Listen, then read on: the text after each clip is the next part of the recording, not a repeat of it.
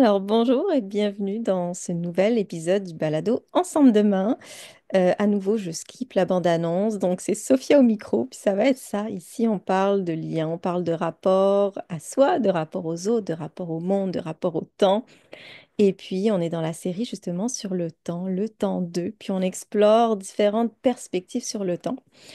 Puis aujourd'hui, c'est un moment précieux pour moi parce que ça fait longtemps que j'ai envie de recevoir la personne qui est de l'autre côté, à l'autre bout du monde finalement, et qui a une place significative, pas seulement dans sa manière de vivre et de penser les choses, mais vraiment dans mon quotidien, je dirais.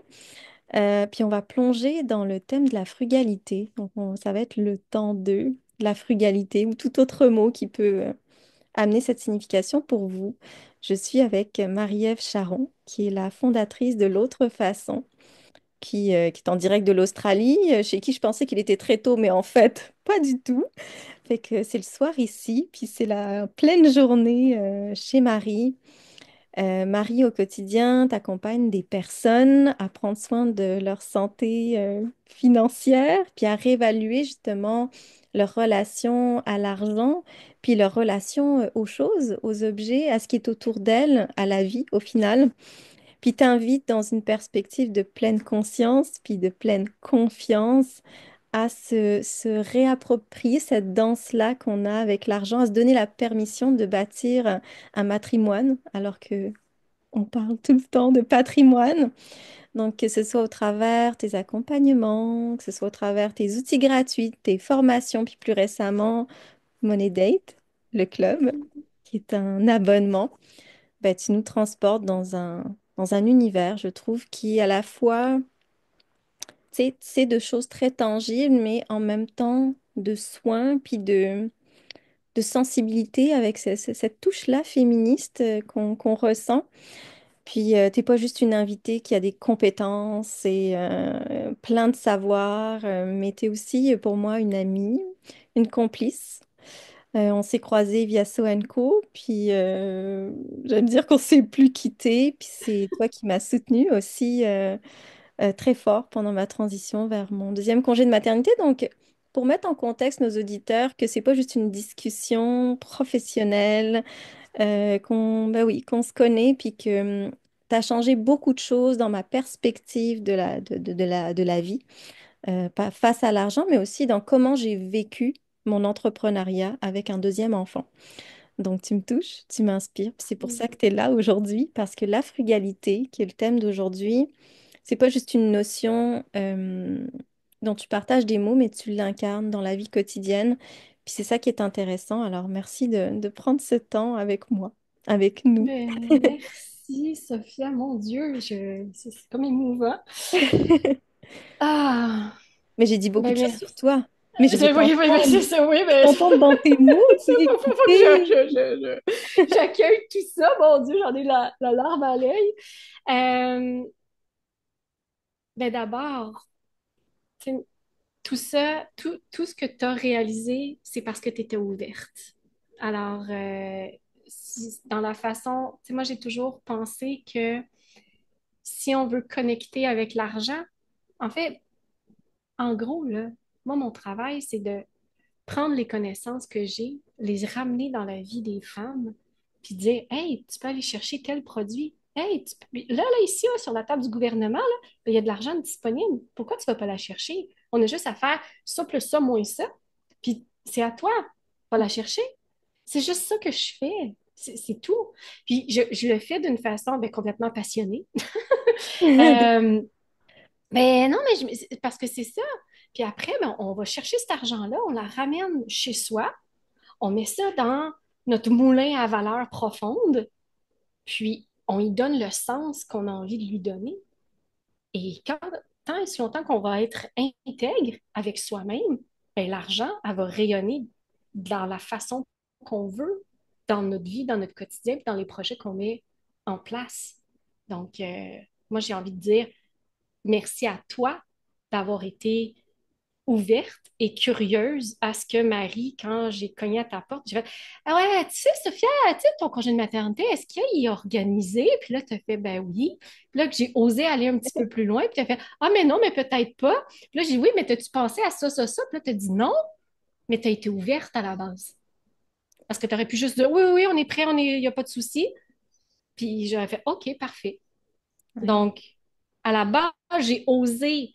Puis ça, on m'a souvent dit ça quand j'étais petite. Marie, tu te mêles pas de tes affaires.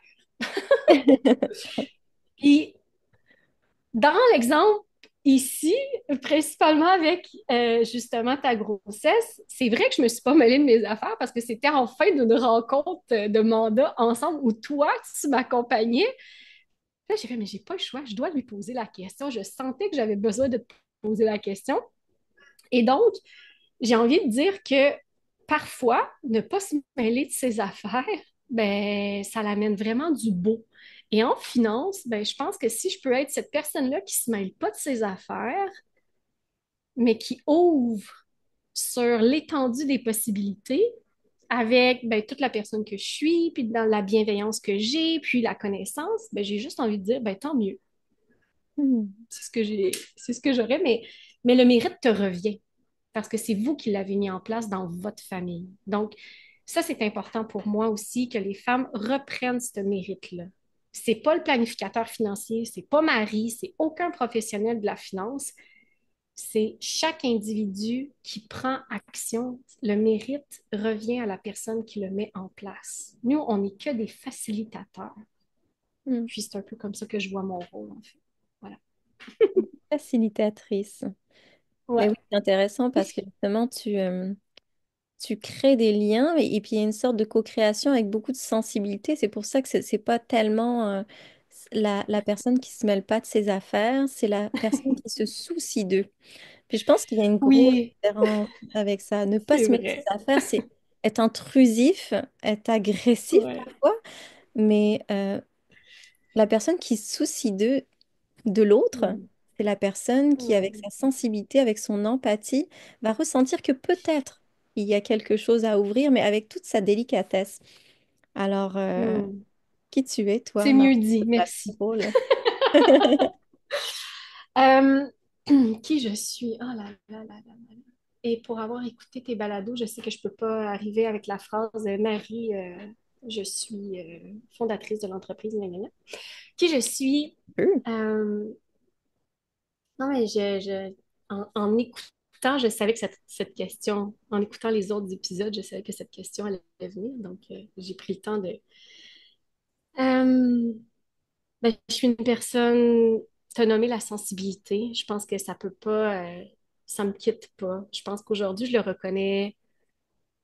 Je pense que j'apprends à danser avec cette grande sensibilité qui m'habite.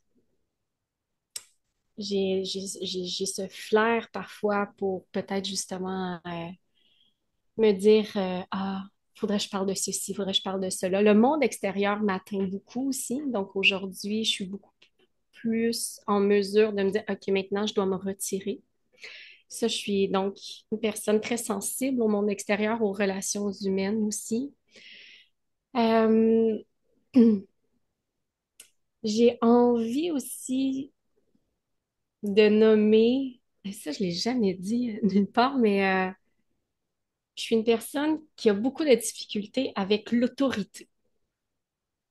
Je suis une très bonne élève, mais je dois comprendre d'où ça vient ou pourquoi je fais les choses. Hmm. Et j'ai un exemple vraiment très précis.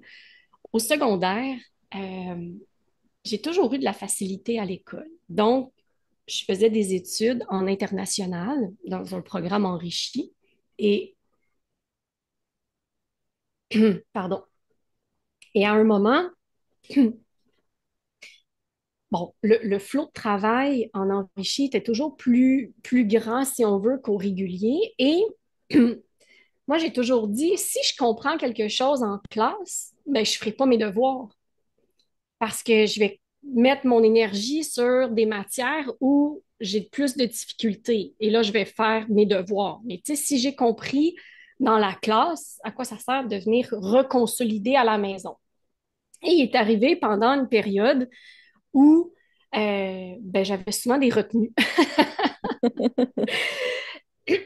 Hey, pardon, j'ai vraiment un chat dans la gorge. Et c'est arrivé qu'au début, ben, je les faisais signer à mes parents, puis à la fin, ben, j'imitais la signature de mes parents parce que j'arrivais pas à comprendre que pourquoi à la maison, je devais obligatoirement faire un devoir que j'avais compris pour uniquement plaire aux exigences du professeur. Comme je n'arrive pas à concevoir. Puis encore aujourd'hui, si on me pose la question, est-ce que Marie, tu agirais de la même façon auprès de ton enfant qui t'amènerait ce point de vue-là? La réponse, c'est oui. Je serais d'accord avec ma fille qu'elle choisisse au secondaire à 13 14 ans de mettre le focus sur la matière qu'elle ne connaît pas ou qu'elle a des difficultés, qu'elle veut se développer, que les matières où c'est facile pour elle. Comme notre temps est limité, c'est pas vrai que je suis capable de tout faire. Donc, non. Tu sais. Et à l'issue de cette bataille de 2 semaines, littéralement, là, j'étais dans une révolution, ben, j'ai dit, je me suis, tu sais, j'ai sorti du programme. Je n'arrivais pas à suivre cette autorité-là. Et j'ai été au régulier, puis au régulier, il n'y avait pas cette espèce de... Ben, si je comprends pas pourquoi je dois faire les choses, ben, j'y arrive pas, je suis pas capable de le faire. Et après ça m'a suivi. Parce que une des entités que je porte, c'est qu'en fait, j'ai travaillé pendant 18 ans à la banque. Donc, je suis une ex-banquière. Et pendant ces années-là, j'ai eu un gestionnaire qui est toujours venu me chercher dans chacun des postes. Donc, elle évoluait, puis moi, ben, j'évoluais avec elle parce qu'à chaque fois, ben, j'évoluais.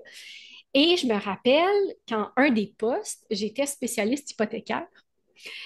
Et à un moment, dans une réunion, elle savait comment je fonctionnais, là. Elle savait que j'étais une tête forte. Puis là, ben, ce matin-là, je pense qu'elle avait peut-être un peu moins d'énergie.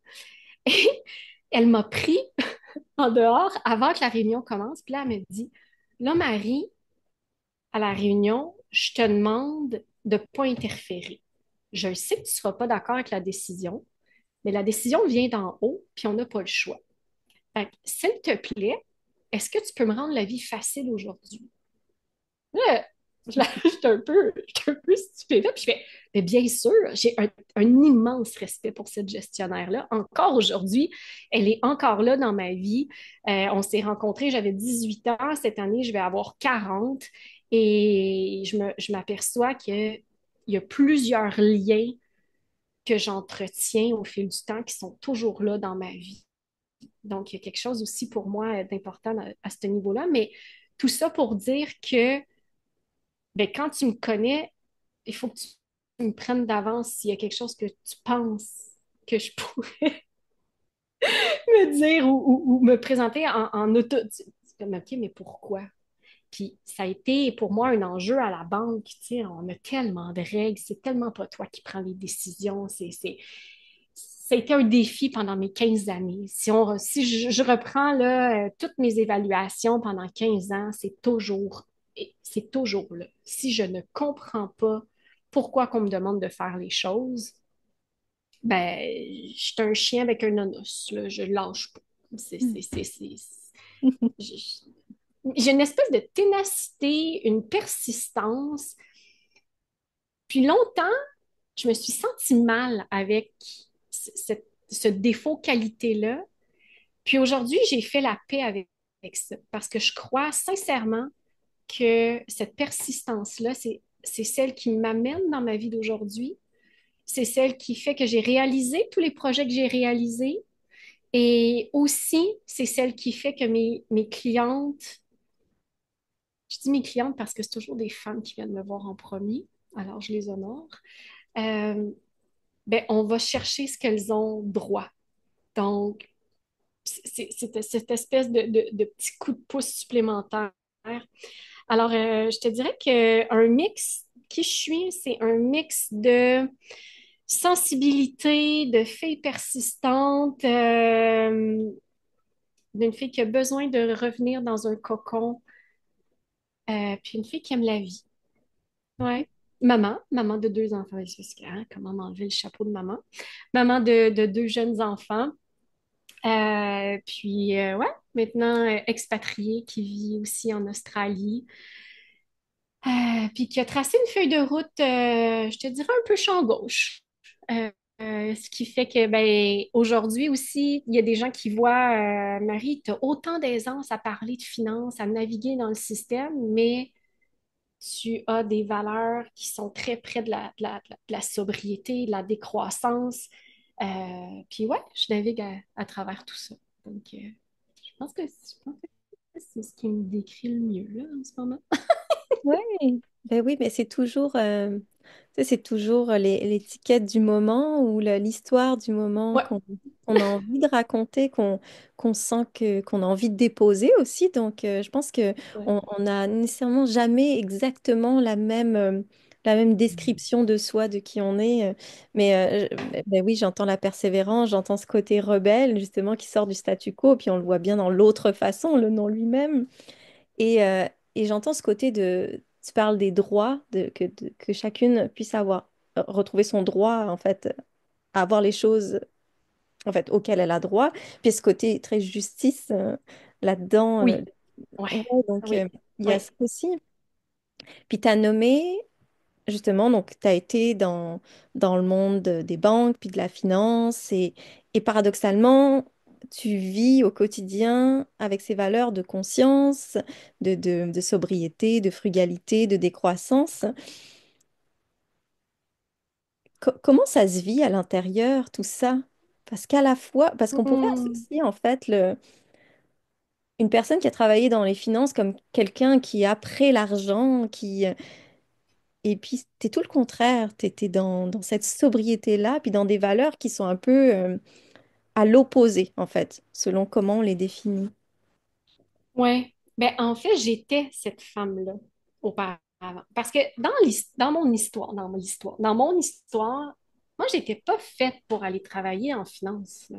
C'est pas, j'ai pas choisi de travailler en finance. La finance a choisi de travailler avec moi. Au sens où, quand je suis rentrée à la banque à 18 ans, je me cherchais un emploi d'été. Donc, j'avais aucune ambition et j'étudiais en commercialisation de la mode. Ça, là, c'est la prémisse.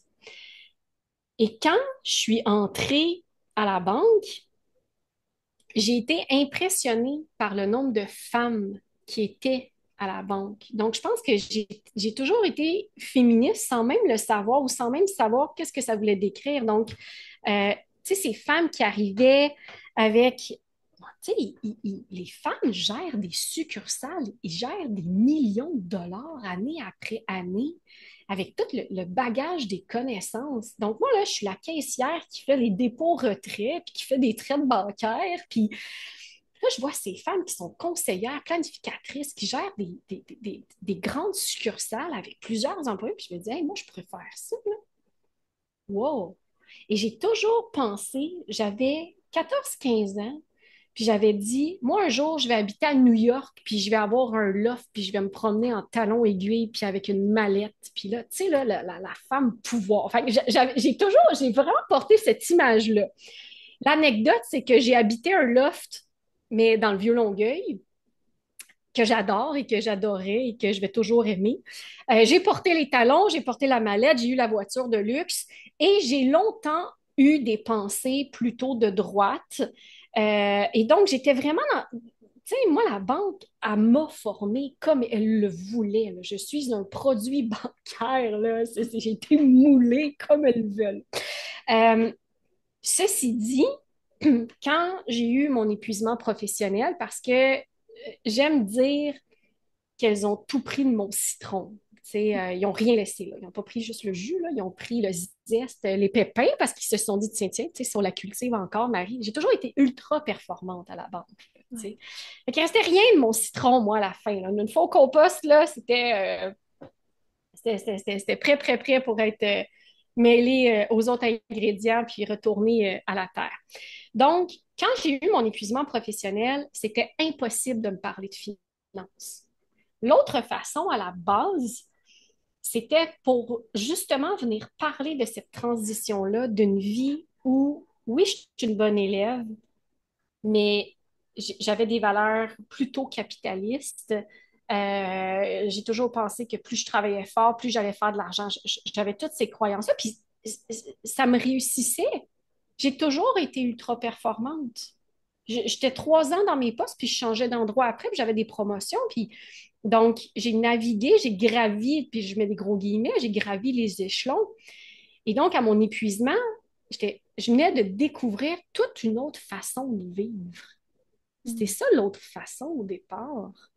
Et pendant près de 1 an et demi, on ne pouvait pas me parler de finances. Je voulais vomir. Moi-même, là, j'avais tout fait pour que je ne regarde pas mes finances, que je ne m'inquiète pas de mes finances. J'ai pas eu l'espèce d'élan je m'en fous et je laisse tout aller, puis je remplis ma carte de crédit. Quand même pas. J'avais mes balises qui me suivaient. Mais on ne pouvait pas me parler de finances. C'était impossible. Je ne faisais plus aucune stratégie. Je n'aidais plus personne. Je réapprenais à vivre, littéralement. Mm.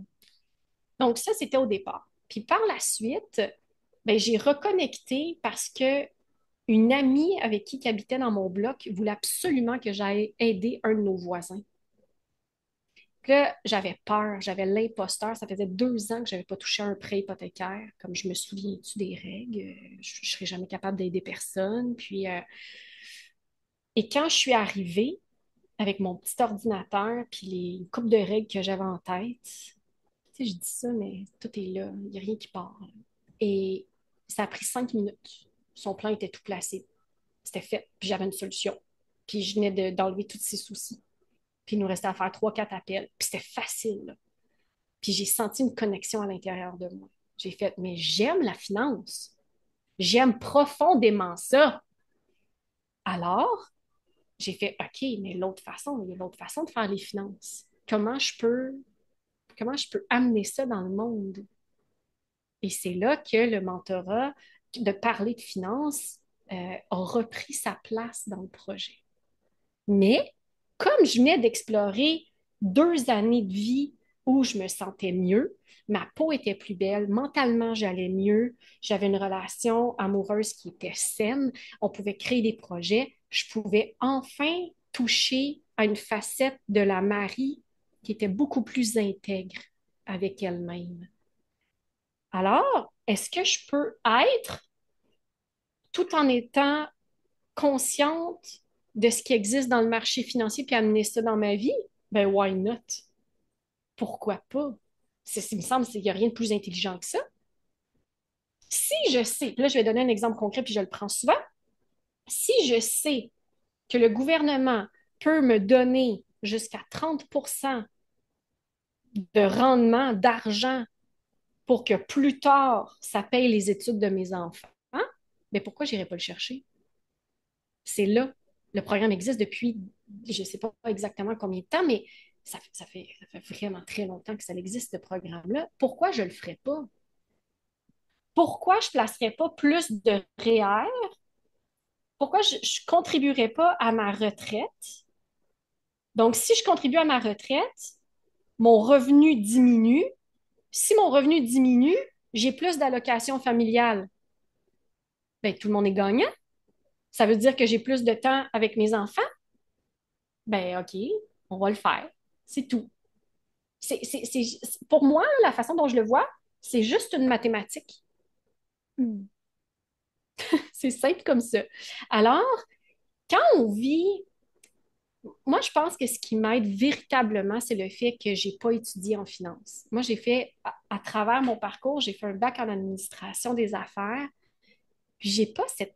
Je suis arrivée à la banque parce que j'ai vraiment le désir d'aider les clients. Et je me rappelle que ma fameuse gestionnaire qui m'a aussi dit là aujourd'hui, Marie, j'aimerais ça que tu te taises, euh, elle m'a souvent rappelé pendant ces années-là, Marie, c'est pas ton mandat. Marie, c'est pas ton mandat. Marie, arrête, là, c'est pas ton mandat, tu vas t'épuiser. C'est pas pour rien que je me suis épuisée. Mm. J'ai ce désir de vouloir aider. Je pense que ça fait vraiment partie de moi. Mais tout ça parce que je pense que je ne m'attribue pas ces connaissances en finance. C'est pas les miennes, c'est les nôtres.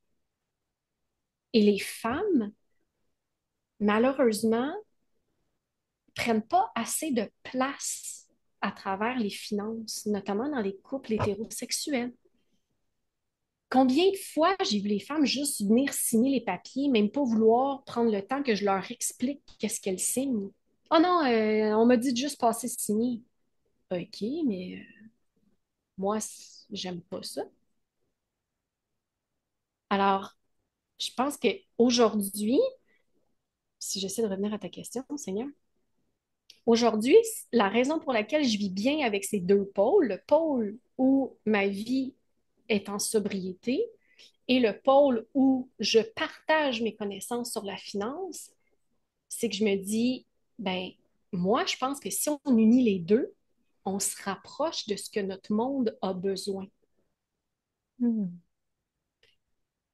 Si plus de familles, tu sais, mettons là, qu'on y va là, si plus de familles comprennent tous les bienfaits monétaires du réé à court et à long terme, ben, je viens de dégager du temps pour la famille, je viens d'enlever de la pression sur les familles. Donc, tu peux prendre des décisions différentes pour ta famille aujourd'hui et demain. Si tu prends des décisions différentes qui se rapprochent de ce que toi tu veux, ça veut dire que tu contribues d'une façon beaucoup plus alignée avec ce que tu veux voir dans le monde. Mhm. Bien, tout le monde est gagnant. Ceci dit, est-ce que le système financier est parfait? Non. Est-ce que ma sobriété, elle est parfaite? Non. Est-ce que je crois que un et l'autre peuvent être parfaits? Non. Parce que l'humain, à la base, on veut tendre vers quelque chose qui va nous ressembler. Mais il n'y a rien de parfait dans les deux pôles. Puis je crois pas que j'ai à choisir à être sobre ou à aimer la finance puis de jeter mon dévolu. Je crois que les deux peuvent coexister ensemble. Et c'est presque la magie de, cette, de ces deux éléments-là mis ensemble qui fait toute la beauté de la chose. Si j'étais pas frugale, je pourrais pas être en Australie. Si j'étais pas frugale, je pourrais pas avoir mon entreprise. Si je n'étais pas frugale, je ne pourrais pas être avec mes enfants à temps plein. Si je n'étais pas frugale, on ne pourrait pas vivre avec un seul revenu. La frugalité me permet de construire ma résilience. Puis je ne pourrais pas construire ma résilience sans mes finances. Mhm. Oui, t'as créé comme un lien entre les deux. Tu Ouais, t'es dit, dans ma façon de concevoir le monde, c'est pas ça, ouais, ça, c'est ça avec ça. Puis on sort justement de cette logique-là où il y a des barrières partout, puis il faut choisir. Puis tu as ouais, choisi d'aller prendre ce qui faisait le plus de sens ouais. dans ce qui était autour de toi. Puis on va Et dans ce revenir qui existe. dans ce qui existe, ouais. Puis Ouais, tu sais, t'as abordé la notion de temps, puis c'est un peu aussi là où on va s'en aller dans l'épisode, autour du temps. Parce que tu as dit un truc important, tu as dit quand on investit dans le ré, ben, on libère du temps pour être avec notre famille. Puis dans mon toi-même, sens, quand oui. tu m'as amené dans la réflexion autour du congé de maternité, puis est-ce que je m'étais préparée, ça m'a libéré de l'espace pour être avec ma famille. Même si mon Mhm. entreprise a continué de rouler, Ouais, l'espace mental disponible n'était pas le ouais, même.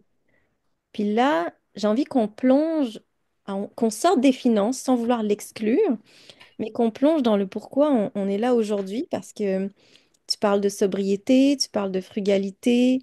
Dans la vie que tu mènes aujourd'hui, il y a vraiment une sorte de retour à l'essentiel. Et puis tu parles de la frugalité, pas juste comme quelque chose en lien avec le matériel, le tangible, mais avec une sorte de dimension, je sais pas, très ancrée dans le réel et très philosophique à la fois.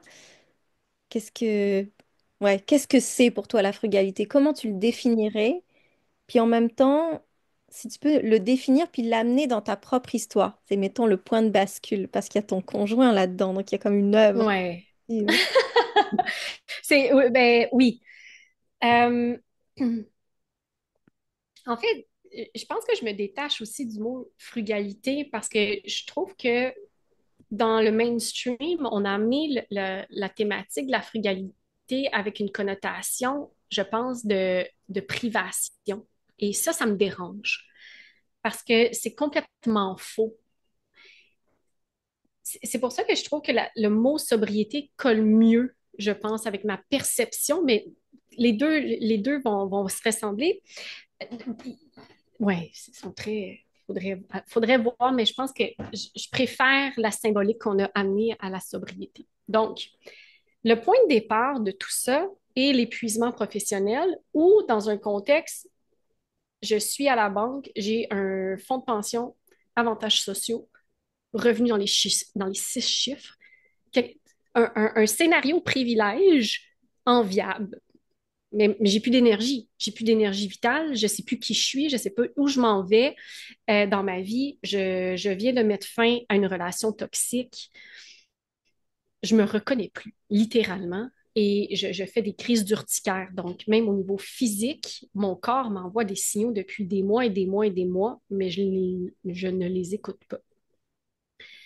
Et par un curieux hasard d'un mois de novembre, euh, je fais la rencontre de Sacha, mon amoureux. Sacha, c'est un étudiant au doctorat qui ne vit que de sa bourse d'étudiant. Ça veut dire là, 26 000 par année. Et quand on rencontre Sacha, épanoui, là, étudiant au doctorat, athlète pro sur le circuit Ironman, donc fait des triathlons, s'entraîne et souriant. T'as pas plus souriant, bon vivant que Sacha. Sacha, il prend sa douche puis il chantonne. Tu sais. Et là, moi, je rencontre Sacha puis je me dis, mais qu'est-ce que j'ai pas compris dans la vie? Ouais, à ce moment-là, t'es à l'opposé là, de comment Sacha. Oui, oui, exactement. Et là, l'anecdote, c'est que Sacha, quand on commence à s'intéresser à quelqu'un via Facebook, notamment les réseaux sociaux, ben là, tu sais, il commence à nous passer tout ce que cette personne-là fait. Et là, je me rends compte qu'il pratique le dumpster diving, donc la pratique de manger à partir des conteneurs.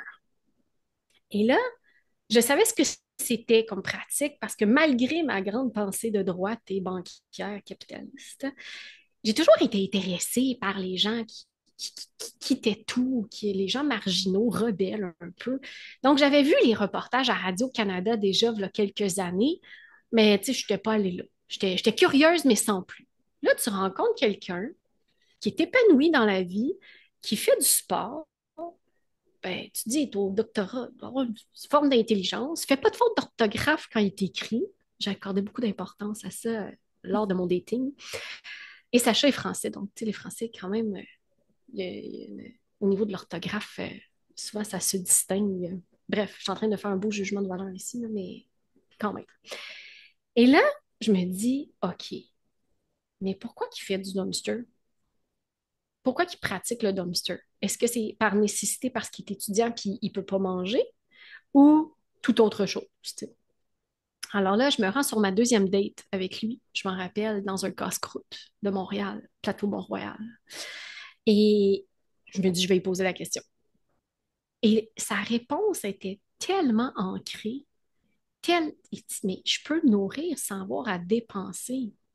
Ça fait du bien à tout le monde, à la planète, à lui pouvoir vivre le rythme de vie qu'il a envie de mener, puis il se nourrit bien. Fait que pourquoi pas? Et de fil en aiguille, je me rappelle, j'ai été à mon premier conteneur avec mes beaux talons, mon beau manteau là, de banquière, là, puis j'ouvrais mon premier bac Puis je me rappelle encore les poivrons qu'on trouvait, tu sais. Ben, ça fait 7 ans cette année que Sacha et moi, on est en relation, mais ça fait 7 ans qu'on mange d'un conteneur. Il y a eu une transition, mais je pourrais facilement dire que ça fait 5 ans qu'on mange 95% de l'ensemble de notre alimentation au conteneur. Et ça m'a amené toute une déconstruction de ma relation, une déconstruction, reconstruction à ma relation à la nourriture. Au sens, un des premiers éléments que je peux dire, euh, je, je ne crave plus. Jamais je vais me dire, ah, je mangerais ça aujourd'hui. Et là, je me rends à l'épicerie et j'achète pourquoi je veux me nourrir. Je sais que je vais patienter puis que le dumpster va me l'amener. Hmm. C'est, je- et ça, pour moi, c'est un des premiers exercices essentialisme de l'alimentation. Ce que j'ai besoin, c'est de me nourrir. Alors, si j'ai des fruits de la belle qualité, là, les gens, là, si seulement les gens voyaient tout ce qu'on récupère, là, de la belle qualité, là, c'est sûr que c'est pas du bio. Ça, il a quand même fallu que on fasse, on prenne position par rapport à cet élément-là. Est-ce qu'on veut manger gratuitement quand même des aliments sains, mais oui, ça ne sera pas bio? Ou non, on refuse de faire du dumpster, mais on paye pour du bio. Alors, on a choisi la première avenue parce que cette avenue-là nous permet de ne pas avoir de mettre une pression supplémentaire financièrement sur notre famille. Donc, on continue le dumpster. Ceci dit, ben, on va adopter des petits trucs comme peler, bref, peu importe, tout ce qu'on peut savoir à ce niveau-là. Mais on mange bien, on mange.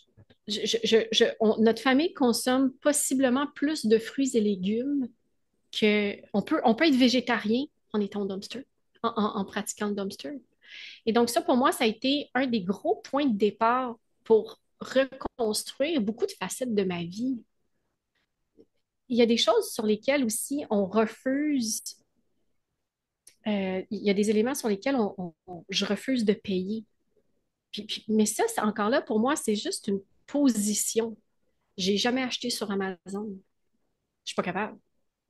Je suis incapable. Je vais prendre plus de temps de recherche que d'encourager une plateforme comme celle-là. Donc, en ce moment, le grand débat de savoir acheter plus local, moins local, moi, je ne l'ai pas. C'est juste, c'est là. Hmm. J'ai jamais acheté sur Amazon. Après, il y a la notion de. Fait que C'est c'est vraiment, c'est vraiment de m'être posé la question, j'échange mon argent contre quoi? Et comme le temps était central à ce que j'avais besoin à ce moment-là de ma vie, bien, à chaque fois, est-ce que ça vaut la peine d'échanger ça pour le temps de travail que ça va m'exiger? Échanger ça contre, ah, il faut que j'aille piger dans mes placements. Ben non, je veux pas. Puis, je sens pas une privation, c'est juste un choix conscient. Je veux pas ça. Ouais, puis en fait, tu mentionnes beaucoup de choses en fait. Il y a l'élément de prendre le temps. Tu sais, tu dis je commande pas sur Amazon, mais je prends le temps de chercher les choses. Ouais, Donc déjà, il y a comme un rapport au temps qui se transforme. Il n'est plus question ouais, d'urgence de consommer, mais de prendre le temps de choisir. Il y a ce côté de patience aussi. Tu sais pas ce que tu vas trouver là-dedans, mais tu cultives cette patience-là, puis cette confiance-là, que tu vas avoir des bonnes choses pour te nourrir. Fait il y a différents éléments en fait que ça vient nourrir dans la vie qui ne font ouais. plus tellement partie des valeurs de nos sociétés parce qu'on consomme, puis on consomme vite, puis il faut que ça arrive vite, puis pas question de prendre le temps de choisir un objet, puis d'explorer un peu partout où est-ce qu'on peut le trouver, question de l'avoir le plus rapidement possible. Mm.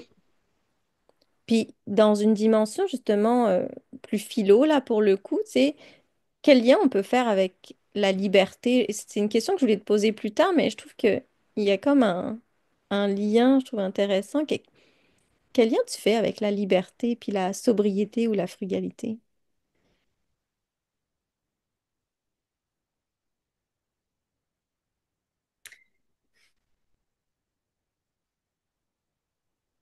Je,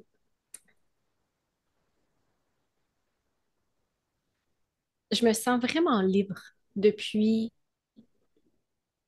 depuis que cette sobriété s'installe au sens où je nous considère maître de nos décisions. Je dis pas que c'est facile, là. Je dis pas que c'est, euh, il y a des décisions qui se prennent beaucoup plus rapidement. Fait que puis pour moi, la liberté, elle s'exprime dans l'agilité dans ta vie, en fonction de ce qui te happe. Ne serait-ce que reprenons le COVID. OK? La sobriété, déjà, ça faisait 2 ans quand, ouais, parce que nous, on rentrait au pays. On arrivait d'un deuxième séjour de 3 mois en Australie. Le lendemain, les frontières fermées. On arrivait pour la défense orale de CHA au doctorat, puis le lendemain, tout fermé. Fait qu'un peu plus, on était pris en Australie. Euh, donc, en fait, faut définir c'est quoi la liberté, parce qu'il y a des gens qui vont définir leur liberté par cette capacité d'achat. Moi, c'est par ma capacité de prendre des décisions. Mm. Alors, je pense que si on définit comment s'orchestre ta liberté dans ta vie, mais moi, ben, tu sais, je l'ai dit d'entrée de jeu que j'aime pas l'autorité puis me faire dire quoi faire. Fait que pour moi, la liberté, ça vient que- qu'est-ce que j'ai envie de voir mettre dans le monde? Fait que et la sobriété m'amène tout ça. Quand on est capable de se départir, je suis partie du Canada vers les États-Unis avec le plus petit U-Haul qui existe qu'on peut louer au Québec avec 2 vélos puis une bagnole. Là. On est parti avec ça, je me suis départie de tout. Parce que tu arrives à, tu sais, c'est vraiment, je fais un geste de relâchement, de poids, les épaules tombent. Juste, OK, il y a un exercice là qu'on peut faire en termes de liberté, là, puis c'est concret, là Ouais. de passer d'aller faire ses courses à l'épicerie, au supermarché en voiture versus en vélo. Quand tu y vas en vélo, là, tu as soit un sac à dos, un panier en avant, un panier à l'arrière. C'est ça ta capacité. Donc, quand tu vas faire tes courses, tu vas être beaucoup plus porté à avoir en tête que, hey, il faut que je le trimballe. Puis il faut que j'ai la force dans mes jambes de pousser sur mes pédales pour amener mon vélo jusqu'à la maison. Donc, tout ce que tu vas choisir va être beaucoup plus conscient. Mm. Et puis Quand là, il y a tu as la une grosse. conscience du corps que tu ajoutes là-dedans. Ben oui, ben t'as pas le choix. Ouais. T'as pas de vélo électrique, là. C'est tes pédales, là. C'est ton mouvement, là. Il faut que tu le trimbales. Et donc, cette conscience-là, pour moi, de la sobriété, fait en sorte que les choses. T'arrives à un renoncement beaucoup plus facile et beaucoup plus léger. C'est pour ça que je ne considère pas que c'est de la privation. C'est de la légèreté. Et cette légèreté-là, pour moi, se vit dans cette forme de liberté-là.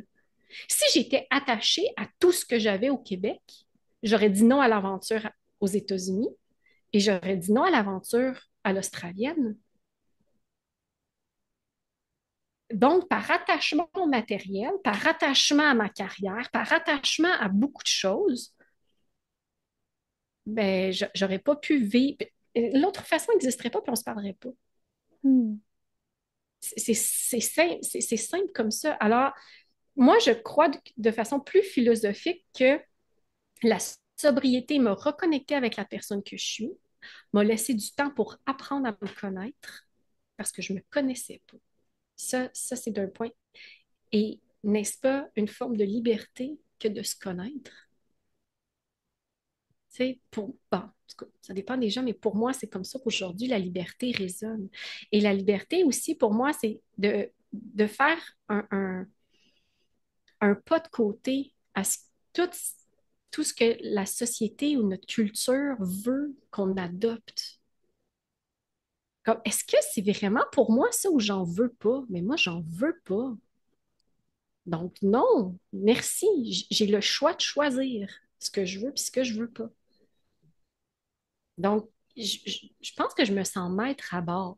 Je pense que c'est comme ça que je traduirais la sobriété, la frugalité dans ma vie m'amène à être maître à bord de ce que je veux. Ouais. La notion de choix conscient qui revient. Ouais, Puis, tu sais, la notion de ouais. liberté intérieure, elle est importante aussi parce Ah que oui. ça découle vers beaucoup d'autres choses dans la société. Quand on Hum, apprend à se connaître, qu'on vient vers cette conscience du soi, puis cette liberté intérieure qu'on acquiert, ben, on est ouais. plus en capacité justement d'agir sur le monde, puis de faire des choix de société qui sont différents, en dehors de toutes les injonctions. En fait, c'est Mhm. une Exact. libération des injonctions, puis un Absolument. retour au corps, même par rapport à l'exemple que tu as donné, donc Hum, un retour à ce qui est finalement nous dans l'espace versus tous ces objets qui gravitent autour de nous dans l'espace, ouais. Mhm. Et même la créativité, j'ai envie de nommer, parce que Ouais. sans créativité, je peux pas faire toutes ces transformations avec alimentaires là, que je fais à chaque semaine. Je sais pas avec quoi je vais cuisiner. Donc, lorsque moi, j'ai toujours été impressionnée quand les grands chefs, je me considère pas comme une grande chef, mais quand les grands chefs arrivent à faire des plats mais tellement délicieux et savoureux avec si peu d'ingrédients, ou les ingrédients qui arrivent ou les ingrédients locaux, ben, je vais me lancer une petite fleur, là, mais des fois, je me surprends moi-même les réussites alimentaires que je réussis à faire avec le dumpster. Hmm. Donc, même de reconnecter à la créativité, la sobriété, a ramené ça dans ma vie. Et j'ai envie aussi de nommer, parce que pour moi, la frugalité, là, c'est parfois de renoncer aux nouveautés que le monde de la consommation nous met en avant-plan. J'ai nommé Amazon tantôt. Je peux nommer aussi les boîtes repas. J'ai jamais compris ça, moi, les boîtes repas. J'ai jamais vécu ça dans ma vie. Je comprends les familles qui ont recours à ça, mais moi, j'ai jamais, on n'a jamais, j'ai jamais fait livrer de Uber Eats. De toute façon, je serais même pas capable de payer mon repas 6-8 $ plus cher pour juste me faire livrer. Je suis incapable, je suis pas capable. Hmm. Je sais pas pourquoi je suis pas capable. C'est des éléments. Je vais en nommer un autre que je m'étais noté. Moi, j'ai pour bondir, si ça fonctionne, pourquoi changer? Donc, je consomme encore du savon à lessive en poudre. Comme l'espèce de paquet de la boîte de lessive sur la derrière tablette de l'épicerie que personne prend, mais que quand tu regardes le coût, mais pourquoi? Ça fonctionne, mon linge, il est propre. Le soleil fait son œuvre. J'ai pas besoin de la pastille qui coûte 6, 7, 8, 10 fois le prix. Là, il y a des gens qui me disent, oui, mais Marie, tu pourrais même aller en vrac le faire. Je le sais, c'est une bataille que j'ai laissée tomber. Je l'achète en poudre et c'est tout. C'est le pas que je fais. Donc, il y a certains éléments comme ça. Et aussi, la frugalité, ce que ça m'a permis, et ça, ma fille me donnait ma paye il y a quelque temps, elle m'a permis de reconnecter avec des activités que j'avais délaissées. La bibliothèque. Hmm. Visiter la bibliothèque. Organiser nos semaines en fonction d'aller découvrir des bibliothèques. C'est-tu pas apaisant comme lieu, ça? Et récemment, je suis sur Brisbane en Australie, puis on faisait un voyage, on était à Adélaïde et on était au centre-ville et on avait du temps pendant que papa travaillait. Et ma fille m'a dit, maman, ici, là, est-ce qu'il y a des bibliothèques? Est-ce qu'il y a des musées? Puis, on peut-tu aller au jardin botanique? Là, dans ma tête, j'étais comme, ah, mais merci, ma choupette. C'était pour moi, là, j'étais, wow, j'ai réussi ça. Elle a 4 ans et ma fille me demande d'aller visiter des bibliothèques, des musées et des jardins botaniques. Fait qu'il y a Comme, une forme de tout ça coûte transmission. rien! Hmm. Ouais! Et là, on a un fun de fou à chercher la nouvelle bibliothèque, à Hmm. chercher la nouvelle activité. Ouais. Donc, il y a même une transmission, mais même moi, d'aller rechercher ces activités-là qui sont gratuites ou encore qui sont très accessibles. Ouais. Ouais, puis elle est là aussi, la créativité, c'est de voir ce qui est disponible. Ouais, Puis là, ce qui existe voilà, autour de soi, mais ce qui est disponible en soi au final. De quoi est-ce qu'on a aussi, réellement les besoin? deux. Ouais, Puis on ouais, en revient au temps, à ces moments-là, en fait, parce que je vois beaucoup le temps en termes de moments qu'on passe, ouais, aussi avec ceux qui nous sont chers. Puis donc, ce temps-là que ça te permet d'avoir, ces moments-là ouais, avec, ouais.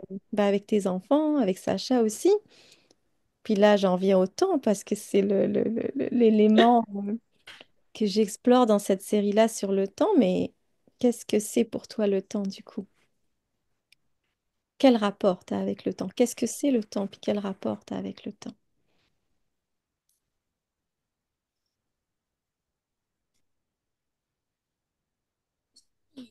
Il s'est transformé au fil du temps. Haha.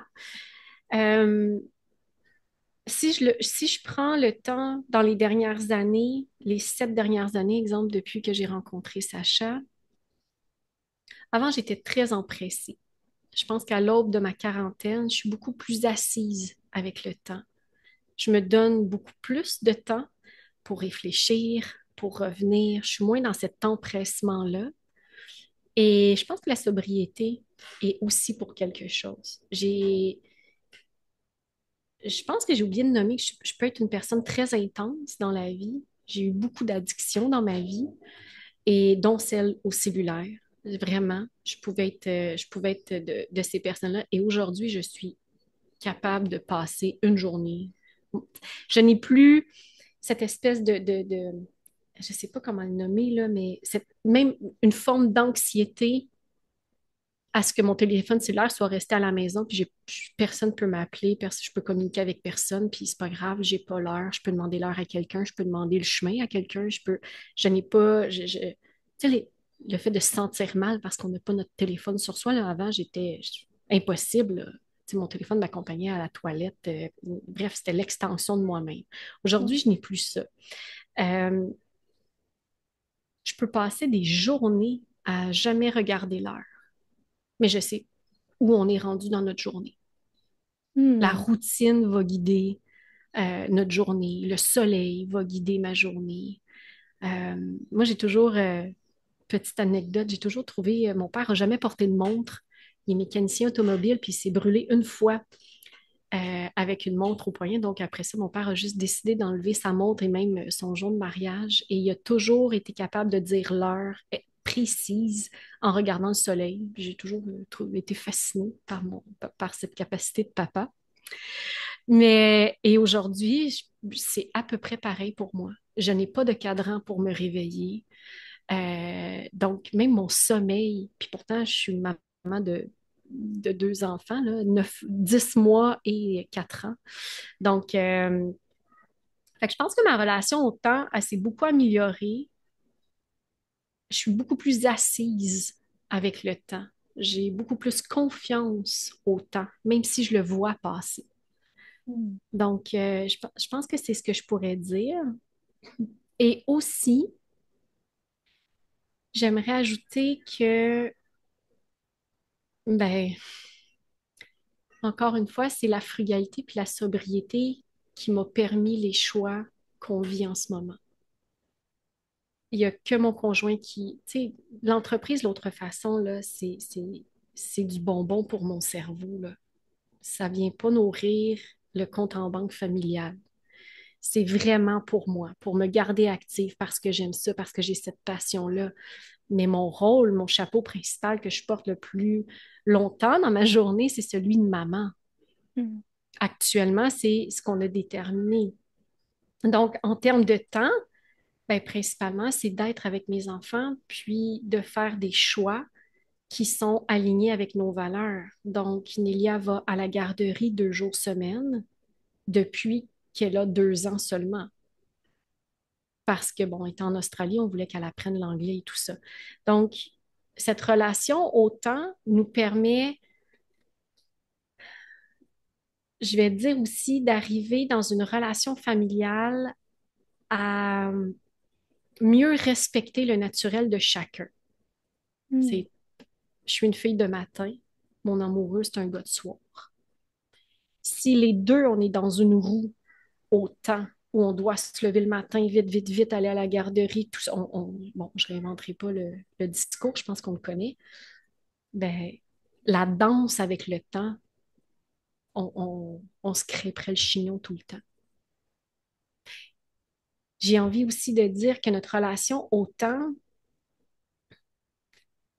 Nélia, on observe dans les derniers mois que c'est une petite fille qu'on ne peut pas bouger d'activité comme ça, là, vite, vite, vite, vite, vite. Si on arrive au parc, il faut dire, là, j'ai des installations extraordinaire en Australie. Quand j'arrive à un endroit, j'ai souvent un parc, une plage, un barbecue extérieur. C'est trop chouette. C'est vraiment trop chouette. Faut puis ça Alors, prendre le temps, justement. ben oui, ben, et donc, moi, le matin, je prépare une activité, là. Et c'est pas de déplacer Nélia après 1 heure, là. Elle est pas prête. Maman, c'était trop court. Donc, il y a cet avantage-là. On est pressé par rien. Le temps ne nous presse pas.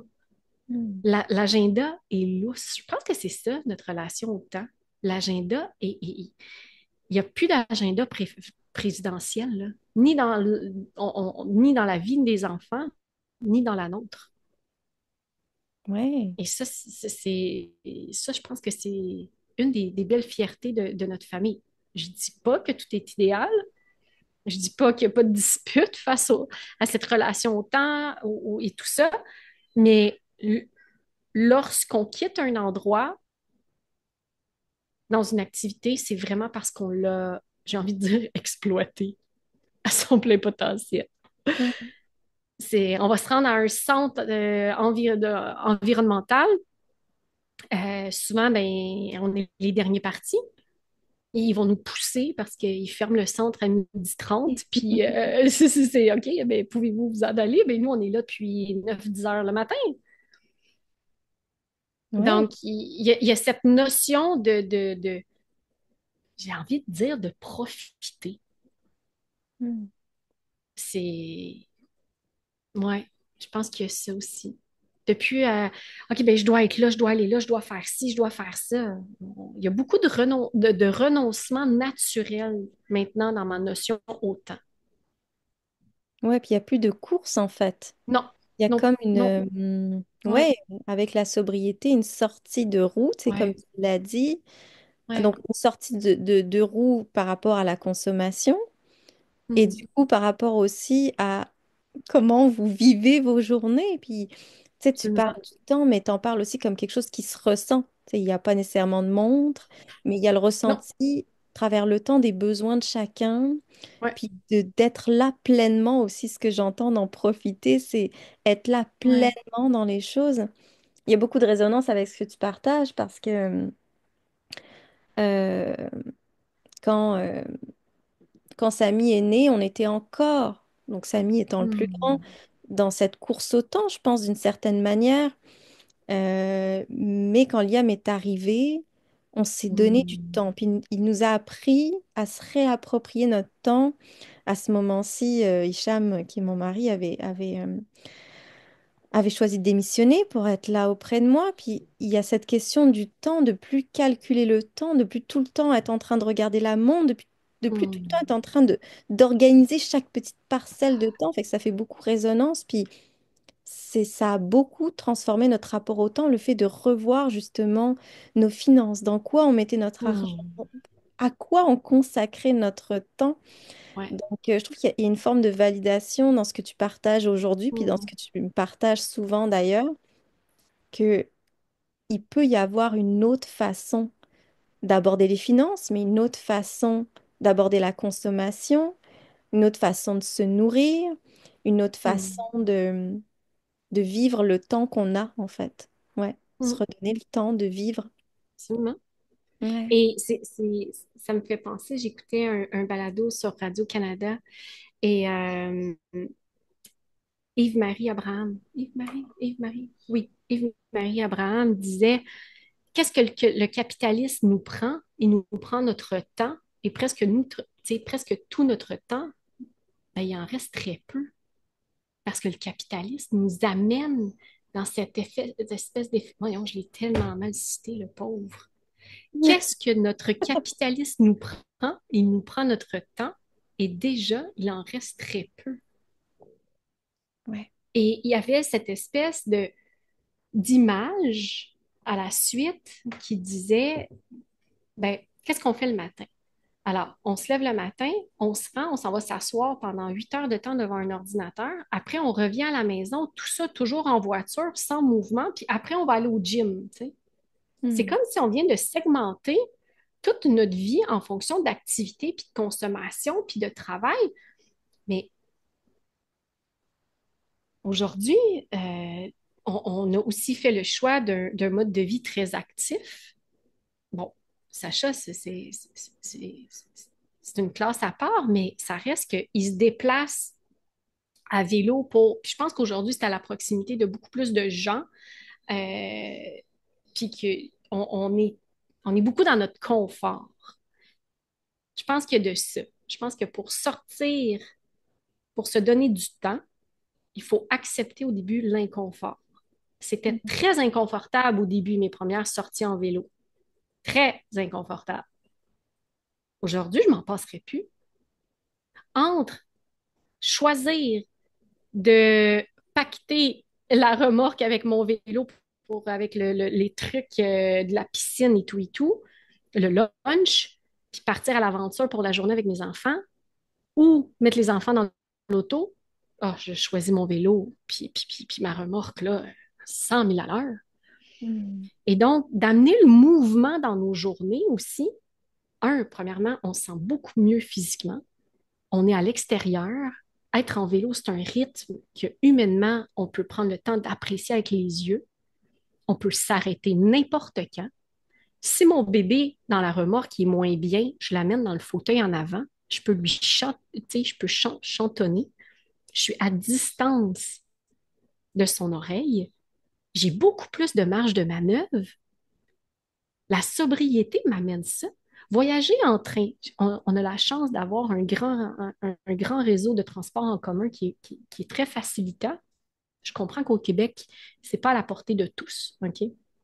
Mais ça reste que pour moi, si Nélia, elle est dans le train, elle le dit elle-même qu'elle préfère prendre le train à la voiture. Et donc, on peut arriver. Pourquoi qu'on pourrait pas aller faire notre épicerie, réapprendre à faire son épicerie? C'est juste, j'ai envie de dire, c'est vraiment un gros réapprentissage, de réapprendre tout simplement. C'est pas obligé c'est pas obligé d'être ce qu'on voit ou qu'est-ce qui est en ce moment. Puis c'est ça, juste tout ça pour moi, ça fait du bien. Sortir de ce capitalisme-là à tout prix euh, ramène cette notion de temps, cette notion de mouvement, cette notion de faire par soi-même aussi. Et ça, ben, ça construit une résilience, ça construit la confiance en nos capacités, la confiance en l'avenir. C'est ouais, c'est ce que en ce moment, je pense que c'est comme ça que je le vis. Je pense que c'est ce qui nourrit mon désir de d'encore plus être près de chacune de mes décisions. Mhm. Consommer seconde main. Quand je veux, OK, c'est simple. Quand je veux quelque chose, un désir monte, là, OK? Je veux ça, ou on a besoin de ça. Alors, je commence mes recherches. OK, dans le neuf, c'est ça, ça, ça, ça, ça. OK, parfait. Facebook Market, c'est parti. C'est tout. J'attends 3 semaines et je trouve tout, là. La remorque à vélo, je savais exactement le modèle que je voulais. J'ai attendu 3 semaines. On l'a trouvé.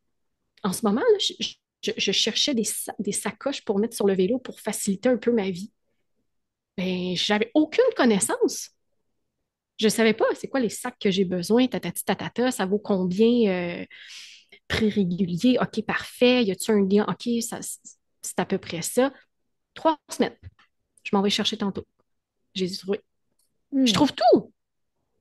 On trouve tout, mais c'est sur un temps long, un temps plus long, du moins. Parce que Oui, mais 3 semaines, c'est pas si long, mais ça reste que c'est pas c'est long, hein. immédiat. Ouais. Oui, mais Ouais. c'est pas long. Est-ce que je suis capable de vivre en ce moment? La réponse, c'est oui. L'achat des sacoches de côté de vélo va améliorer nos aventures au quotidien. Mais c'est quoi qui est pressant? Il y a ça aussi dans la sobriété. Il n'y a plus rien qui vient urgent. Il y a la notion d'urgence qui est redimensionnée. Mhm. Que ce soit professionnellement, de répondre à mes courriels, de répondre à une amie, de répondre. Il n'y a rien d'urgent. Dans ma consommation, non plus, il n'y a rien d'urgent. Je ressens l'urgence quand je suis pas bien avec mes émotions. Je ressens l'urgence de dépenser quand je me sens pas bien avec moi-même. Ça, c'est une des observations que j'ai faites. Ouais, C'est, ouais. c'est... Mais pour le reste, en ce moment, là, j'ai envie de me trouver une belle tasse à café que je vais apprécier. Ça a l'air anodin, là. C'est un désir. Il n'y a personne qui a besoin d'une belle tasse dans la vie, là. Mais je me rends compte que d'ajouter du beau dans ma vie me fait sentir mieux. Je ne sais pas où ça se place à l'intérieur de moi, mais c'est comme ça.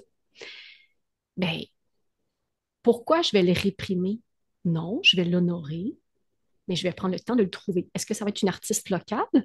Peut-être. Est-ce que ça va être une tasse seconde main? Probablement. Mais j'attends. Ouais. C'est tout. Il y a cette notion de patience. Je pense que ça revient à ça. Oui, Ça, mais ça, ouais, ça revient vraiment à ça. Et il y a un certain moment donné, là, plus on goûte à la sobriété, plus les décisions viennent faciles à prendre. Le non devient facile. ben, parce que ça ancre dans certaines valeurs aussi, ça rapproche Ouais, de valeurs qui sont chères à notre cœur, qui ne sont pas ouais, floutées par le désir de consommation, puis l'urgence, puis la course ouais, effrénée. Donc il y a quelque chose ouais, aussi, je sais plus c'est qui disait ça, de sortir de ce rôle-là de consommateur, ça nous permet de nous réapproprier notre rôle de citoyen aussi. Donc même si on pense hmm, dans une dimension un peu plus grande, donc ça nous ramène à notre conscience de nous-mêmes, ce retour à mhm, soi, de quoi on a réellement besoin, ouais, tant de quoi, en fait, comment est-ce qu'on peut agir dans le monde? Comment est-ce qu'on peut agir pour le bien commun? Comment est-ce qu'on peut agir dans nos sociétés? Si on est des consommateurs, ben on se détache du rôle de citoyen. Fait qu'il y a quelque chose aussi, même dans ce que tu partageais tantôt, il y a un lien entre tout, parce que tu parlais des transports en commun, tu parlais des ouais, espaces qui sont créés, donc on parle d'urbanisme, on ouais, parle de absolument. transport, on parle de tellement de sphères de notre société qui On s'imbriquent peut les parler unes du dans les autres. bénévolat. Oui, c'est ça. On peut On parler on de travaille.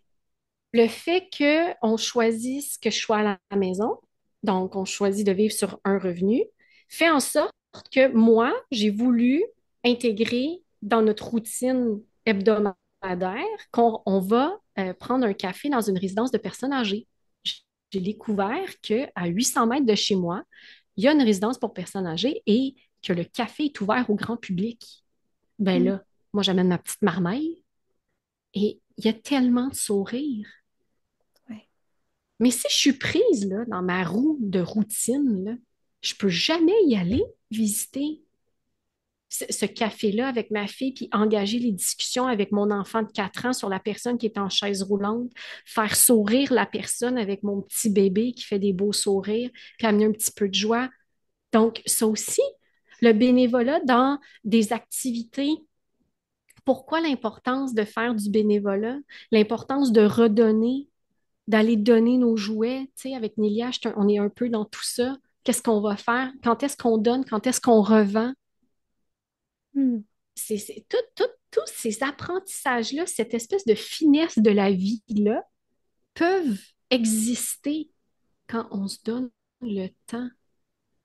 Ben oui. C'est long d'expliquer ça à une enfant de 4 ans, là. C'est pas facile, Ben, ça s'explique pas, ça s'incarne en fait, là. puis ça se vit. Puis tu sais, tu as Mais parlé ça se vit. de réapprendre. Voilà. Puis pour eux, c'est Mais apprendre. oui. Pour nous, c'est réapprendre. Voilà. Puis il y a aussi la Ouais. portion de désapprendre dont on n'a pas parlé aujourd'hui, mais il y a comme Ouais. un désapprentissage progressif de vivre Ouais. cette Ouais. sobriété-là. Puis Oui, oui. le temps de la Absolument. frugalité, le temps de la sobriété, bah, finalement, donc, quand on en parle, c'est le temps de prendre le temps, c'est le temps de contribuer, c'est le temps d'être en mouvement, c'est le temps de la famille aussi, au-delà du travail. Fait que c'est le temps de beaucoup de choses. Puis Ouais. c'est le temps de passer des moments. Puis ça, je veux y revenir parce que je sais que ça m'a souvent marqué ces partages-là. Et cette question-là, pour moi, elle est importante parce que tu parles souvent de moments millionnaires. Ouais. Rester tatouer ces moments millionnaires-là. Puis je ressors souvent cette phrase dans mon quotidien quand on vit un moment Millionnaire. d'émerveillement au final. Mais oui, Ouais, c'est absolument. ça. À chaque moment Ouais. d'émerveillement, on vit un moment millionnaire. Ouais. Et savoir justement, quand on parle tout le temps de être riche, c'est avoir de l'argent, puis être dans le matériel, puis posséder, puis consommer. Un moment millionnaire, c'est quoi finalement? Puis qu'est-ce que ça dit de la richesse comme tu la vois? Ben, moi, un moment millionnaire, c'est un moment qui m'a rien coûté, puis que je ressens dans mon cœur une expansion tellement grande, là. C'est ça. C'est un moment que, même si j'avais pu payer tous les dollars du monde, ça n'existe pas. Personne n'aurait pu créer cette expérience-là. Un vrai, le pur, pur moment millionnaire, pour moi, c'est celui-là. Mm. Après, il y a des moments millionnaires qu'on va venir créer, puis ça va nous avoir coûté quelque chose, puis qu'on va ressentir cette expansion du cœur, là, à l'intérieur de soi. Donc, ces moments millionnaires vont s'incarner dans ces petites parcelles-là quand on s'arrête, puis on voit ce qui se déploie devant nous, autour de nous. Donc, pour moi, ça se passe souvent dans la nature, en bord de mer, dans les éléments de la vie qui sont présents. Mm. Alors, ouais. Puis, tu sais, j'aurais pas dit ça, là, quelques années, là. J'étais à la course aux milliers de projets, réalisations et donc, c'est pour ça que pour moi, les moments millionnaires, plus on les cultive, plus on est en mesure de s'arrêter pour vraiment les ressentir puis les contempler. Et Mm. là, je pense que c'est notre fibre de pleine conscience, professeur de méditation que nous sommes, qu'on arrive à goûter, en fait, c'est- ces moments savoureux-là dans notre quotidien, tu sais. Puis pour moi, personnellement, c'est ceux qui me permettent de continuer quand c'est difficile. Mm. Donc, ouais. C'est Ouais. là que aujourd'hui je trouve ma richesse, tu sais. Hmm. Ouais, puis qui nous rappelle que le quotidien, en fait, il n'est pas banal quand on... Absolument pas. Non, Ouais. absolument pas. C'est non, Hmm. c'est tout sauf banal. Mais on peut le penser, justement, quand on vit un quotidien simple, qui a une certaine banalité, donc qui a pas de réussite, qui a pas de richesse, qui a pas de plaisir là-dedans. Et au final, ce dont on se rend compte, toi et moi, c'est que c'est dans la présence au quotidien, le temps qu'on prend pour les choses, pour ressentir les choses, pour vivre les choses, même dans nos accompagnements. Notre ressenti. Je pense que Ouais, c'est notre ressenti. c'est le ressenti, Il ça. n'y a rien qui me fait plus plaisir, ben, entre autres. Tu sais, un moment millionnaire, là, ça peut être que je marche dans ma forêt d'eucalyptus qui est juste derrière chez moi après une nuit de pluie, l'odeur là, de ma forêt avec ma poussette, puis que tous les gens que je croise, on se dit Hey, good morning, good morning, good morning, good morning. C'est tout, là. Mm.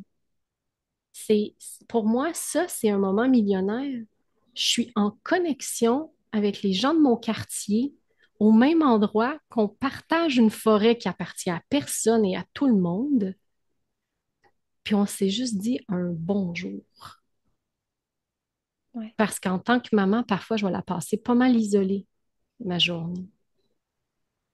Mais ce bonjour-là, sincère, avec un beau sourire, qu'on sait qu'on va peut-être se revoir demain matin, ben, c'est pas banal. Tu sais,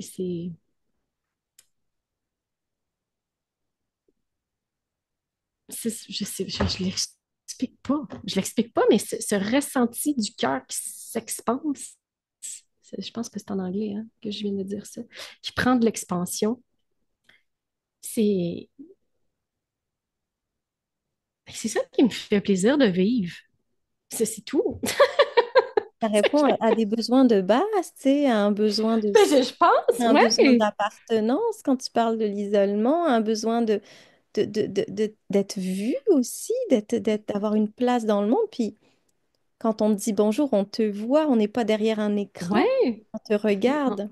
Et Ouais, avec exact. intention, on te dit bonjour, avec intention, tu dis bonjour. Donc, il y a comme une connexion qui se crée, donc avec la nature, avec toi-même, Ouais, nature, exact. avec ceux qui s'entourent, puis elle plus largement. Donc, oui.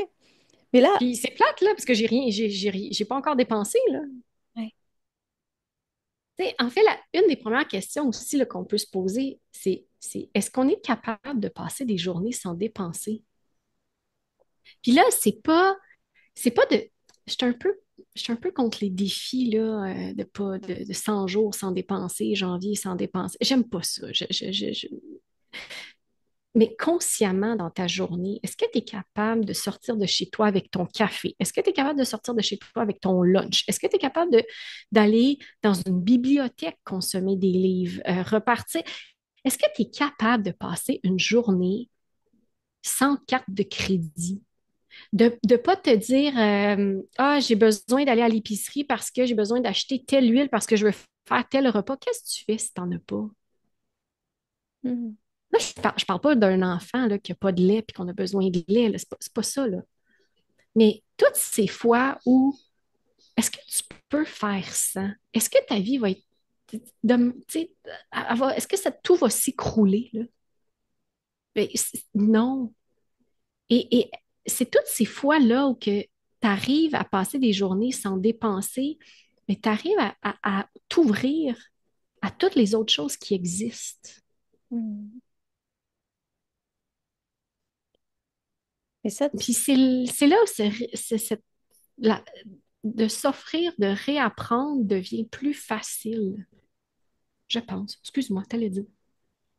non, mais là, je rebondis sur autre chose, mais il y a une forme de simplicité, hein. Je parlais à mon père, puis il me parlait de la vie d'avant dans le village, où tout le monde parle à tout le monde, où comme tu passes Oui, quelque part, on te donne une orange, tu sais, on te donne un fruit, on t'accueille, on te donne de l'eau. Tout le monde regarde tout le monde, puis il y a une forme de simplicité. oui. Il me disait, tu sais, je disais, comme, est-ce que tu crois qu'on pourrait revenir à ça, à cette vie-là? C'est plus simple, plus dans le partage, plus dans l'appréciation des moments et plus justement dans la banalité du quotidien. Puis il me disait, c'est non, le monde est devenu trop complexe maintenant. Il y a tellement d'artefacts qui ont été ajoutés que lui, par exemple, pense que dans la société, on est trop loin de ça. Donc, ce qui nous reste, c'est presque de le tisser individuellement pour peut-être tranquillement contaminer tout plus largement. Ben, j'espère.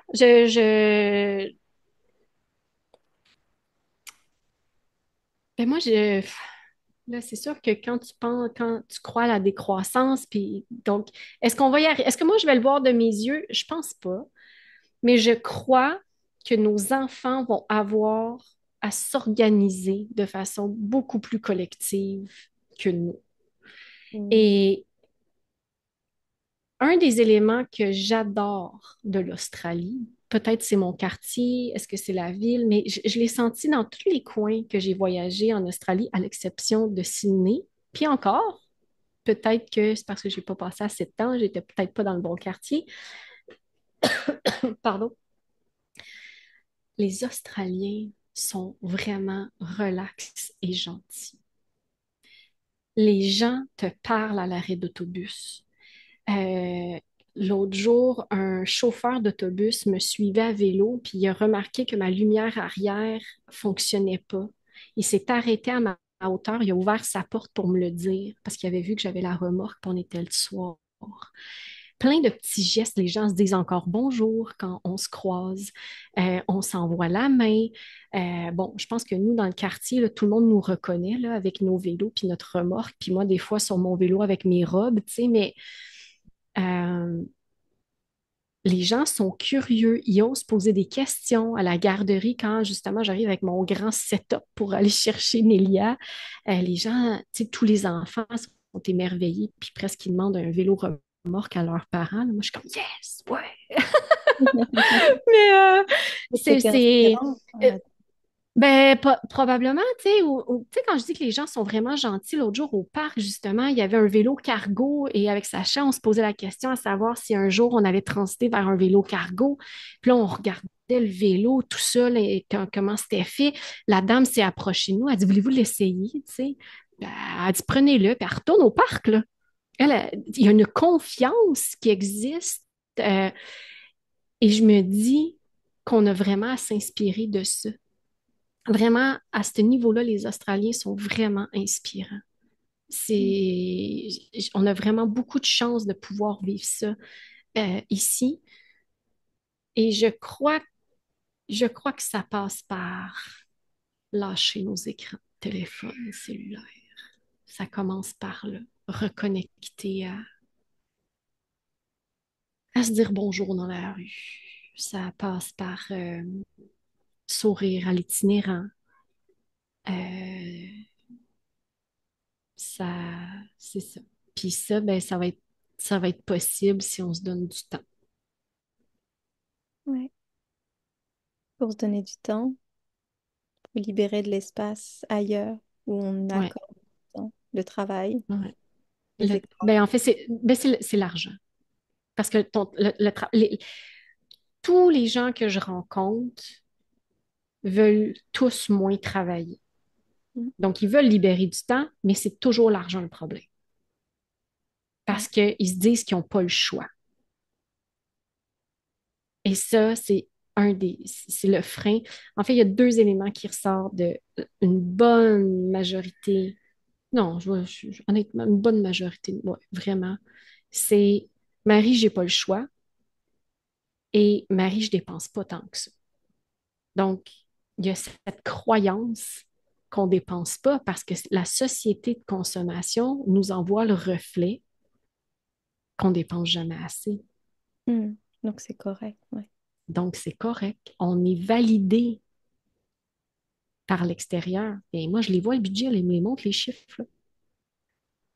Là. Je les accueille là-dedans. Il n'y a pas de jugement, mais c'est quand même ce qui est présent dans l'esprit des gens. Mhm. Il y a des croyances en fait. Il y a Mais une oui, histoire autour de ça, puis des mais valeurs. oui, Mais mais oui, justement, mais après ça, tu sais, on produit des émissions de télé comme des vies de rêve. Ben, c'est sûr que quand on se compare à des émissions de télévision où il y a une exposition ostentatoire du luxe, et ben, c'est sûr que si on se compare à ça, ben, on dépense pas tant que ça. Tu sais. oui, oui, oui, parce qu'on se Excuse-moi, mais conforme t'allais à dire. cette image-là. Mais, Ben oui, mais je voulais venir moi, à un autre point parce que là, toutes les deux, on vit dans des univers quand même pas mal privilégiés. Puis je peux pas m'empêcher absolument.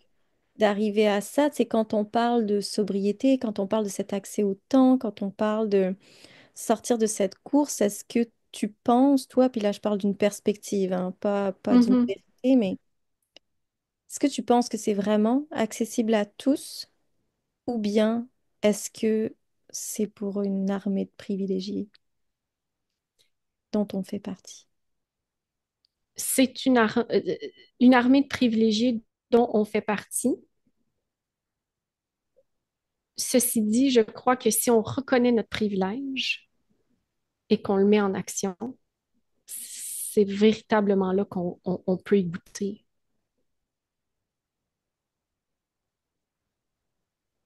Mais non, non, malheureusement, ça ne peut pas être accessible à tous, là.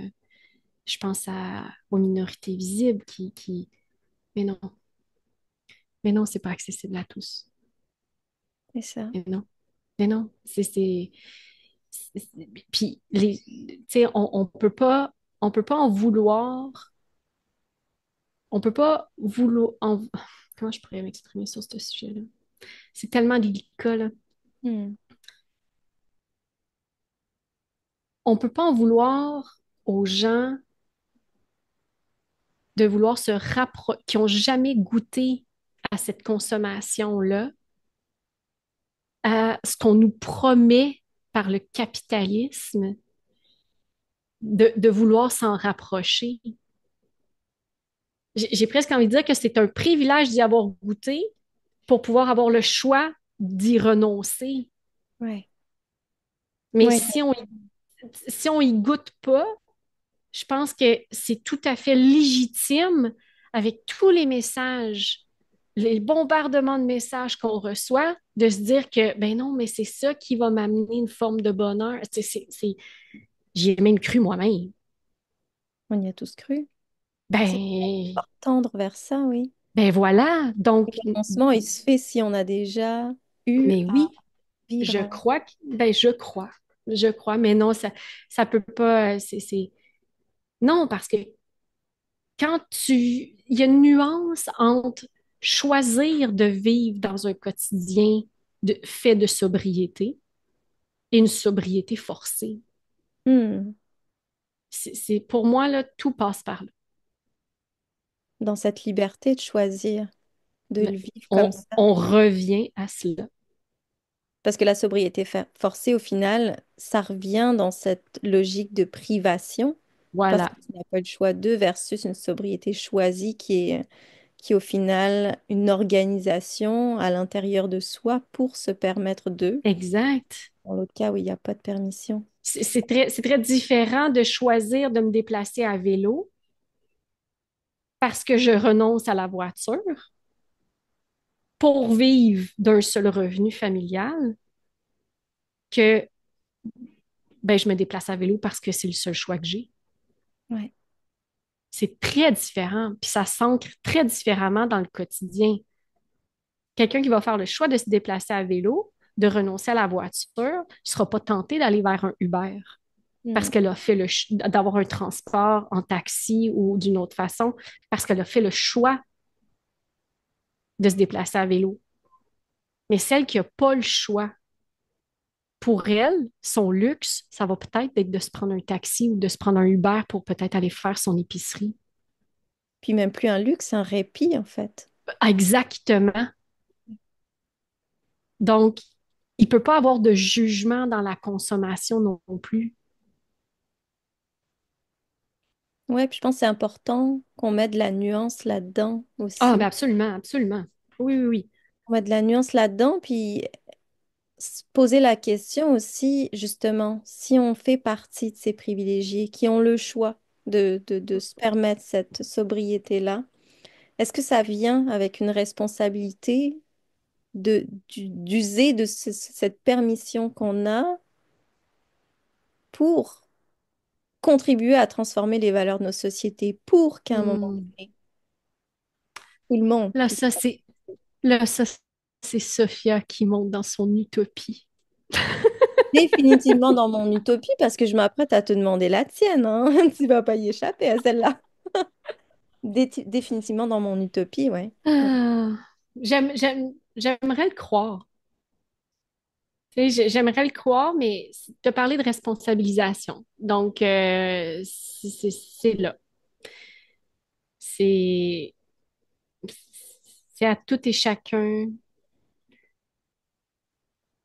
tu sais, vois-tu, moi, tu me demandes à la base pourquoi j'ai choisi la sobriété, puis c'est pour ma famille. Mm. C'est même pas pour la société, pour le plus grand que moi. C'est presque égoïste. Ouais, ouais, ouais, ouais. C'est dans l'intime, ça s'est Oui, tissé dans le besoin. exact. Mm. Mais je l'ai pas fait pour la société, pour le plus grand nombre, là. Oui, ça a un impact, j'en suis très heureuse. Mais à la base, je l'ai fait pour nous. Mm.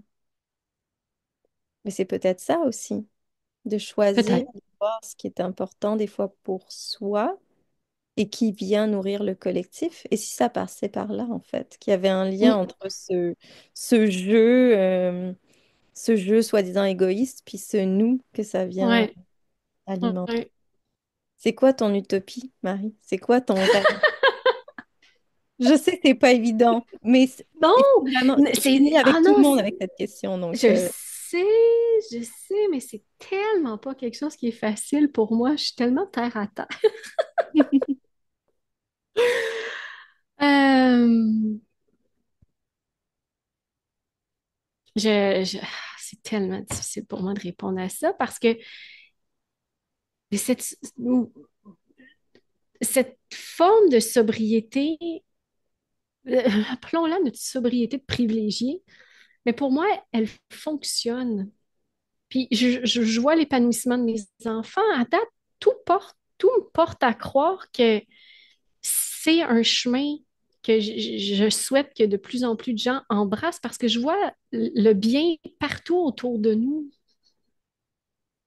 Donc, dans mon petit, je pourrais décrire une semaine avec tout ce que je peux voir, tous les événements de la vie extérieure qui nous arrivent.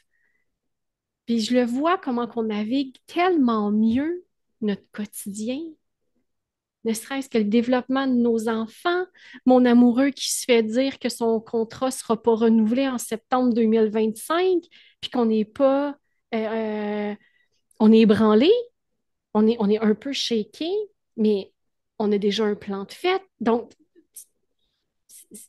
cette sobriété de privilégié, je pense qu'elle est une belle réponse à notre capitalisme qui, malheureusement, détruit notre planète, notre santé mentale, notre santé physique.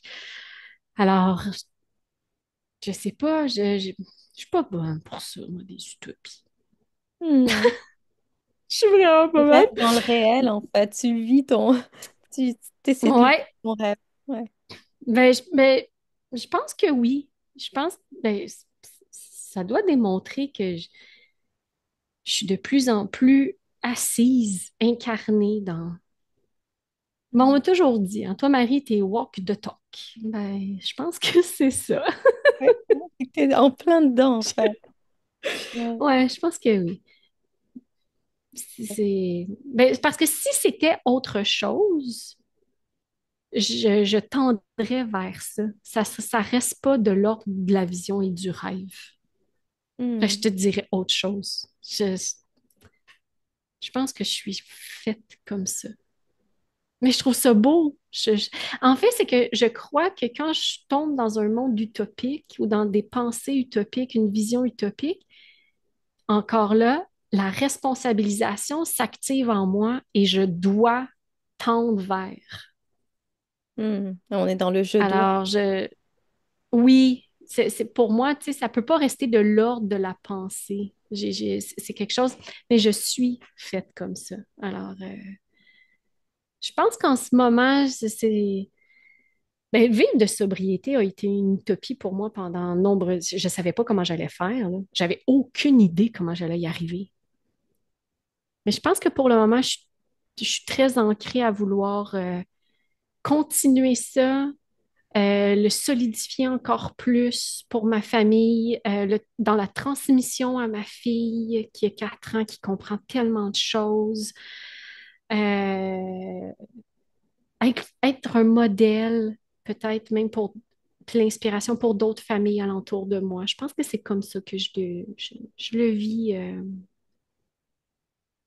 Ouais. Merci, Je Marie. sais que tu aurais aimé autre chose, hein, mais Non, non, c'est- j'aime.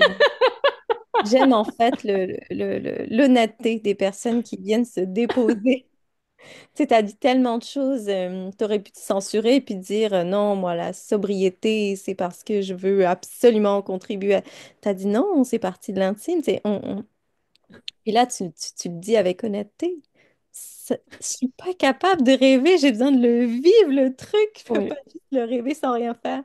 Fait que non, non, merci, Mm. merci, parce que je pense que sur ce balado, l'un des éléments que j'aime, c'est ce côté-là, c'est d'aller livrer les choses comme elles sont, même si on sait qu'on va peut-être pas être tous d'accord avec ça, même si ça fait sentir tout croche de dire des choses.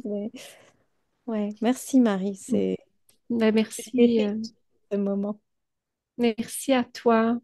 Et comme à l'habitude, hein, nos conversations sont interminables. Interminable. C'est ça, on les Tu fait sais, à en bon fait, moi, là, entendant.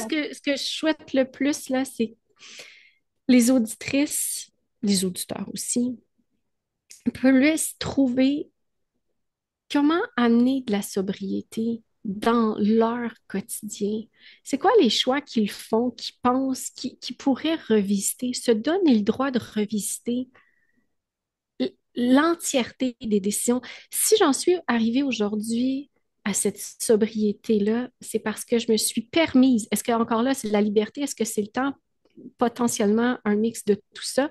Mais je me suis permise de, de revisiter chacune de mes dépenses. Chacune. Et ensuite de ça, de venir revisiter qu'est-ce que je veux véritablement dans ma vie. Et ça l'a amené des choix et des deuils. Ça, là, je tiens vraiment à le mentionner qu'il faut accueillir le deuil quand on fait le choix de cette sobriété privilégiée-là. Et un concret que je peux nommer, c'est un exemple parfait. On a choisi d'habiter dans un très, très beau quartier de l'Australie qui nous est à 2 kilomètres du bord de mer, mais je n'ai aucunement la capacité d'être propriétaire de la maison que j'habite. Et même que en étant locataire, ça prend plus de 54% de notre revenu disponible. Donc, en terminant, ce que je suis en train de dire, c'est que si je ne mange pas au conteneur, je ne peux pas vivre dans la maison dans laquelle j'habite. Mais en revisitant tous les choix qu'on fait, en acceptant de ne de peut-être être locataire pour les 10, 15, 20 prochaines années de ma vie, ben, j'habite en bord de mer. Ouais. C'est un deuil à faire. Je pourrais être propriétaire, mais je n'habiterai pas en bord de mer. Alors, je choisis d'être locataire, mais d'habiter en bord de mer, puis d'offrir ça à mes enfants, puis moi-même, pour y vivre à tous les jours. Fait que oui, ça va demander des deuils, cette sobriété-là, mais qui vont être remplacés par autre chose après. Puis ça serait ça peut-être, l'utopie, c'est d'avoir confiance que ce qui vient après, ce qui va émerger, va goûter encore plus savoureux que le fait d'être propriétaire. Ouais. C'est c'est ça. Hmm. Faire Voilà. confiance à ce qui va Je émerger. pense que, ouais, de faire confiance à ce qui va émerger de cette sobriété. Et il va y avoir des moments vertigineux. Ça ira pas assez vite. Ça fait peur de ralentir au début. Puis après, tu deviens étourdi de voir les autres. Donc, laisse-toi le temps de prendre le temps. Ah, j'ai envie qu'on se quitte là-dessus. Laisse-toi le temps de prendre le temps. Je pense qu'on l'a, notre finale. On l'a-tu? Oh là! Merci, Sophia, pour cette belle discussion. Merci Marie, à toi. J'espère vraiment que ça aura semé des choses dans votre cœur, dans votre tête. Et puis, bon, bah, n'hésitez pas, hein, je le dis, puis je le redis, pour faire vivre ce balado, ça apprend de l'aimer, de le partager, de le diffuser. Alors, merci de m'encourager en ce sens et à bientôt.